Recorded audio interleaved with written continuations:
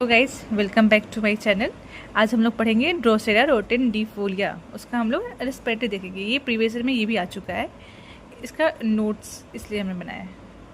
इसका common name है sundew, family है ड्रोसेरेसी, प्रूवर है हैनीमन और किंगडम है वेजिटेबल। हाँ, किंगडम है वेजिटेबल। स्फीयर ऑफ एक्शन यानी कि कहाँ ये काम करता है। Acts markedly upon the respiratory organ, also effects of bone and glands, यानी कि बोन और ग्लैंड्स पे काम करता है और मेनली ये रिस्पायरेटरी ऑर्गन के लिए मेडिसिन होता है। कॉन्स्टिट्यूशन कैसा, थर्मल क्या है इसका, चिली है, tubercular diathesis and psoric background. Respiratory system, अब इसका हम लोग रिस्पायरेटरी सिस्टम देखते हैं। Cough suited specially in a whooping cough with violent paroxysm which follow one another rapidly, यानी इसका मतलब ये है कि लगातार हम मतलब लगातार खांसी होती रहेगी। टाइम कब ये खांसी आएगी, तो ये खांसी होगी यूजली एट नाइट, मतलब रात को ज़्यादा ये हो जाएगी। सेंसेशन, अब ये खांसी कैसी होती है, उसको कैसे फीलिंग होता है, तो sensation of a feather in a larynx which cause a cough, उसको ऐसा लगता है कि उसके लेरिंग्स में कुछ फिदर, मतलब कि कोई कुछ अटका हुआ है, पंख कुछ कोई अटका हुआ है, ऐसा उसको फील होता है। और sense of constriction and crawling in larynx, और उसको वो भी लगता है कि कोई उसका जो लेरिंग्स है वो कंस्ट्रिक्ट हो रहा है और कुछ क्रॉल कर रहा है उसमें। कैरेक्टर उसका कैसा रहता है, तो डीप साउंडिंग, मतलब कि वो बहुत मोटा रहता है उसका कफ, मतलब आवाज़ उसकी नहीं डीप साउंडिंग हो जाती है। हॉर्स बार्किंग, इसलिए कोई कुत्ते की भौंकने की तरह वो रहती है। कफ होती है बार्किंग कफ। स्पेजमोडिक कफ, यानी कि अनकंट्रोलेबल और रिपीटेड से उसको रिपीटेड खांसी होती रहती है। With gagging, reaching and vomiting, और रिपीटेड खांसी की वजह से उसको वोमिटिंग भी आने लगती है। ऐसा कभी होता है जब बहुत ज़्यादा खांसी होने लगती है और बहुत दिन की होती है, तो उसको खांसते खांसते लोगों को वोमिटिंग फील होने लगती है।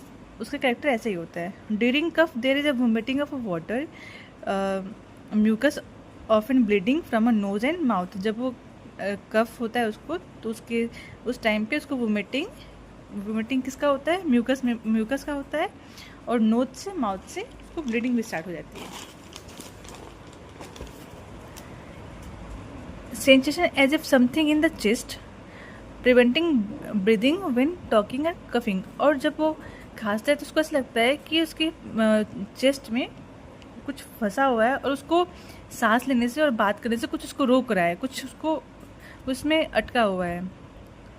With cough there is a copious sweat all over the body, जब खांसता है तो पूरी बॉडी में उसको स्वेट होने लगते हैं। अब इसकी मोडलिटी देखिए। एग्रीवेशन इसको किस चीज़ से है, तो after midnight by warmth, drinking, singing, talking और लाफिंग, उसको लाफ मतलब अगर बोलेगा तब खांसेगा, उसको एग्रीवेट हो जाएगा, बात करेगा तब, हंसेगा तब, या फिर लाइंग डाउन अगर लेटा रहेगा तभी उसकी खांसी कफ एग्रीवेट हो जाती है।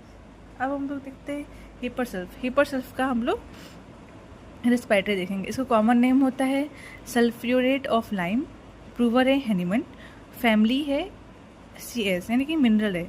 इसका स्फीयर ऑफ एक्शन देखिए, तो स्फीयर ऑफ एक्शन है skin, respiratory, glandular system, lymphatic system. Constitution physical makeup, तो suited to a torpid lymphatic constitution, यानी कि टॉर्पिड मतलब होता है लेजी पर्सन को ये सूट करता है। Person with light hair and complexion, और जिसके लाइट हेयर होते हैं, डार्क कलर नहीं होते हैं, और लाइट कम्प्लेक्शन मतलब कम्प्लेक्शन यानी कि कलर भी उसके लाइट होते हैं। Muscles are soft and flabby, और मतलब उसके मसल जो है हार्ड नहीं होंगे, सॉफ्ट होंगे। टेम्परामेंट कैसा है, इरिटेबल है, थर्मल, चिली, मियाज्म, एंटीसोरिक, और डायथिस क्या है, स्कोरोफुलस डायथिसिस। इसका रेस्पिरेटरी देखें तो कफ का कॉजेशन क्या है, क्यों उसको कफ होता है, तो from cold air when any part of the body is uncovered. उस हीपर सल्फ को क्या होता है कि जब उसकी कोई भी बॉडी अनकवर होती है तब उसकी वजह से उसको कफ हो जाता है। सेंसेशन उसको कैसे सेंसेशन होती है, तो with cough there is splinter like a sensation in throat as a fish bone और plug is sticking in the throat. उसको ऐसा लगता है कि कफ के साथ उसको ऐसा फील होती है कि उसके थ्रोट में कुछ टूट के फंस गया है, जैसे कि फिश बोन, जो फिश बोन है वो बोन उसका थ्रोट में फंस गया है, उसको ऐसा लगता है। कफ कैसे होता है, कैरेक्टर ऑफ कफ क्या होता है, ड्राई हो कफ होता है, डीप, रफ, बार्किंग, ड्राई। हम लोगों ने ड्रोसेरा में भी वही देखा था, बार्किंग कफ था, डीप साउंडिंग था, इसमें भी वही है, ड्राई, डीप और रफ। ड्राई क्रूपी, क्रूपी के ड्राई क्रूपी कफ है विथ चोकिंग, मतलब उसका बहुत ज़्यादा कफ होगा और उसको ऐसे कफ करने में दिक्कत होगी उसको, क्योंकि उसको सांस चोकिंग मतलब उसको इनफ एयर नहीं मिलेगा, तो उसको ऐसे सांस लेने में दिक्कत होने लगी। विथ ग्रेट सोनेस ऑफ चेस्ट, और इसकी वजह से उसको चेस्ट में दर्द भी होगा। During cough the patient goes on a coughing and sweating, वही कफ जब उसको कफ करेगा तो उसको स्वेटिंग होगा। और ड्रोसेरा में भी ऐसा ही था कि कोपियस स्वेटिंग था ड्यूरिंग कफ। अब और आता है अस्थमा। कॉजेशन इसका क्या है, इसका कॉजेशन क्या होता है, after separation of skin eruptions. इसका मतलब है कि जब कोई भी स्किन डिजीज होता है उसको हम रेपिडली मतलब क्विकली उसको केयर कर देते हैं, उसको सप्रेस कर देते हैं, तो वो तो सप्रेस तो हो जाता है, लेकिन उसकी वजह से इंटरनली इफेक्ट आने लगता है। तो इंटरनली क्या इफेक्ट आता है, तो ब्रीदिंग उसको कफ हो जाता है, फिर ब्रीदिंग में डिफ़िकल्टी होती है, इसकी वजह से उसको अस्थमा हो जाता है। तो उसका कैरेक्टर क्या होगा, तो breathing difficult with rattling and wheezing sound in the chest. वो उसको सांस लेने में दिक्कत होगी और सांस लेगा तो उसको रैटलिंग और वीजिंग साउंड उसकी ब्रेथ में आती रहेगी। The patient has to take deep breath with threaten suffocation. Patient को बहुत लंबी सांस लेनी पड़ेगी क्योंकि उसको ऐसे फील होता है कि सांस आ ही नहीं रही, इनफ सांस आ ही नहीं रही, इसकी वजह से उसको डीप ब्रेथ लेना पड़ता है। मॉडलिटी देखिए, एग्रीवेशन तो किस किस चीज़ है, तो कोल्ड एयर से, क्योंकि उसको अगर वो ओपन रहेगा कोई भी उसके बॉडी पार्ट तो उसको कफ हो जाएगा, तो उसका एग्रीवेशन है कोल्ड एयर से, कोल्ड ड्रिंक से। Cough is worse in the morning, और उसको मॉर्निंग में कफ ज़्यादा है।